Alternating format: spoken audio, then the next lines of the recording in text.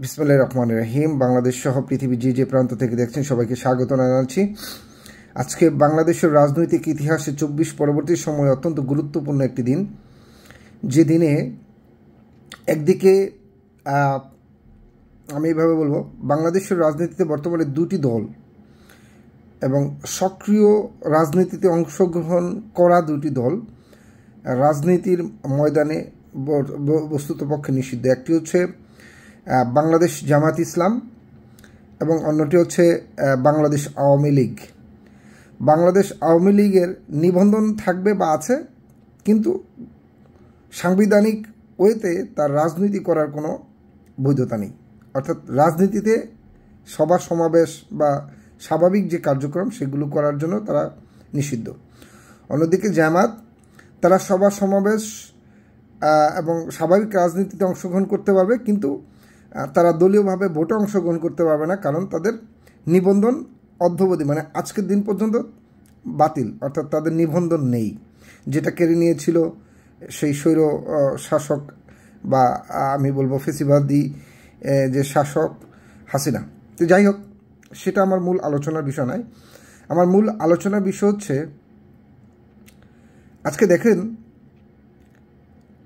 একটি বাংলাদেশ পুনর্গঠনের সুন্দর রাজনৈতিক বন্দোবস্তে এই নিষিদ্ধকরণ প্রক্রিয়াটা আসলে নীতিগতভাবে বা সার্বজনীন এবং স্বাভাবিক গণতান্ত্রিক প্রক্রিয়ায় আমি সমর্থন করি না। কিন্তু যদিও বিগত সময়ে আওয়ামী ফেসিবাদী সরকার যে ধরনের দুঃশাসন অপশাসন জনগণের উপরে করেছে এবং বিরোধী মতকে নিষ্পেষিত করার জন্য, নিঃশেষ করার জন্য, চিরতরে ব্যানিশ করে দেওয়ার জন্য যে ধরনের গুম খুন আয়নাগর এবং চরম স্টিম রোলার চালিয়েছে এবং সর্বশেষ 24 ছাত্র জনতাকে যেভাবে তারা নির্বিচারে খুন করেছে, তাদের আসলে রাজনীতি করার বাংলাদেশে আসলে অন্তত অধিকার থাকা উচিত না বলে এটাও সত্য কথা। তথাপি যাই হোক না কেন, আমি আজকের আলোচনায় যে বিষয়টা বলতে চাচ্ছি, হাসিনার ফেসিবাদী যে রাজনৈতিক দর্শন, এই দর্শনের সাথে আমি মানি আর না মানি, বাংলাদেশে একদম সর্বনিম্ন হলেও বর্তমানে 20% লোক আছে। তো এই যে 20% লোক যারা বাংলাদেশের সমাজে অলিতে গলিতে রাস্তাঘাটে আছে, এই মানুষগুলোকে স্বাভাবিক রাজনৈতিক প্রক্রিয়ায় অংশগ্রহণ করতে না দেওয়ার যে বিষয়টা তৈরি হলো, এতে করে তাদের মধ্যে আমি এভাবে বলি, কারণ দেখেন এই যে এত গণহত্যা চালিয়েছে, তারপরেও কিন্তু তার মধ্যে অনুশোচনা নেই। তার মানে কি, তারা কতটা আমি বলবো পৈশাচিকতার ভাবে পৈশাচিক মনোভাব ধারণ করে। অর্থাৎ শেখ হাসিনা তাদেরকে কতটা পৈশাচিক অবস্থানে নিয়ে গেছে রাজনৈতিক দর্শন থেকে এবং ব্যক্তিগত যে আমি বলবো যে মানসিক যে লেভেল থেকে। তো সেই জায়গাটায় আমি ভয় পাচ্ছি যে যারা আজকে, যেমন বিএনপি বলেছিল যে একটি স্বাভাবিক প্রক্রিয়া অর্থাৎ ভোটের মাধ্যমে, যেমন মুসলিম লীগ বাংলাদেশ আমি বলবো তৎকালীন আজকের যে ভূখণ্ড সৃষ্টির প্রারম্ভিকে মুসলিম লীগের কিন্তু একটা বিশাল ভূমিকা ছিল। সেই মুসলিম লীগ কিন্তু জনগণ প্রত্যাখ্যান করে আজকে বাংলাদেশের রাজনীতিতে তারা অপ্রাসঙ্গিক। তো বিএনপি যেটা বলেছিল যে তারা যে ধরনের খারাপ কাজ করেছে, এতে করে জনগণ ভোটের মাধ্যমে তাদেরকে প্রত্যাখ্যাত করবে এবং সেটাই হবে রাজনৈতিকভাবে প্রত্যাখ্যাত হওয়া। সেক্ষেত্রে যেই অপশনটা তৈরি হতো না, যেটা নিয়ে আমি সন্দেহ পোষণ করছি আজকের দিনে, সেটা হচ্ছে এরকম যে এই যে ফেসিবাদ হাসিনার যে আমি বলবো যে নীতি আদর্শ ধারণ করে, এরকম 20% মানুষ বাংলাদেশে কিন্তু আছে। তো এই সমাজের মধ্যে বিদ্যমান। তো তাদেরকে আপনি ছেটে ফেলে দিতে পারছেন না বা পারছি না, তাদেরকে অন্য একটা রাষ্ট্র বা গ্রহে আপনি আমি দিতে পারছি না। তারা কিন্তু এই সমাজেরই অংশ। তো সেখান থেকে যদি 5% লোকও চরমপন্থা বেছে নেয় বা সশস্ত্র হয়ে ওঠে, তাহলে এই নতুন রাজনৈতিক বা বাংলাদেশের স্বপ্ন যারা দেখে আন্দোলনে নেমেছিলেন, আমি বলবো যে রাজনৈতিক ব্যক্তিত্ব থেকে শুরু করে ছাত্র সমাজ বা ছাত্র সমন্বয়করা, এদের অপঘাত এবং অপমৃত্যু ঘটার কোনো সম্ভাবনা তৈরি হয় কিনা।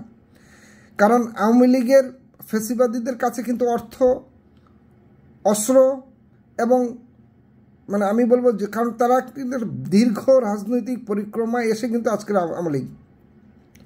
বাংলাদেশের গণতান্ত্রিক আন্দোলনে তাদের যেমন সক্রিয় ভূমিকা ছিল, আন্দোলন কাকে বলে সেটা তারা করতে জানে, এবং সর্বোচ্চ আমি বলবো যে নিপীড়নমূলক অথবা সবচেয়ে নিকৃষ্ট এবং নিষ্ঠুর আচরণ কিভাবে করতে হয় জনগণের উপর, এটাও কিন্তু তারা জানে। তো সেই জায়গাটা থেকে আমি ভয় পাচ্ছি অন্তর থেকে বা ভিতর থেকে, আমরা যেই জায়গাটায় আজকে গেলাম, বা যাদের আমি বলবো যে প্ররোচনায় হোক, যেভাবেই হোক না কেন, ছাত্র সমাজ যেই সিদ্ধান্তটায় গেল বা যেভাবে আজকের এই নিষিদ্ধকরণ প্রক্রিয়ায় গেলাম, সেই জায়গাটায় এই ছাত্র আন্দোলনের নেতৃত্ব থেকে শুরু করে ফ্যাসিবাদ বিরোধী আন্দোলনের সাথে সম্পৃক্ত যারা নেতৃত্ব আছে, তারা কোনো ধরনের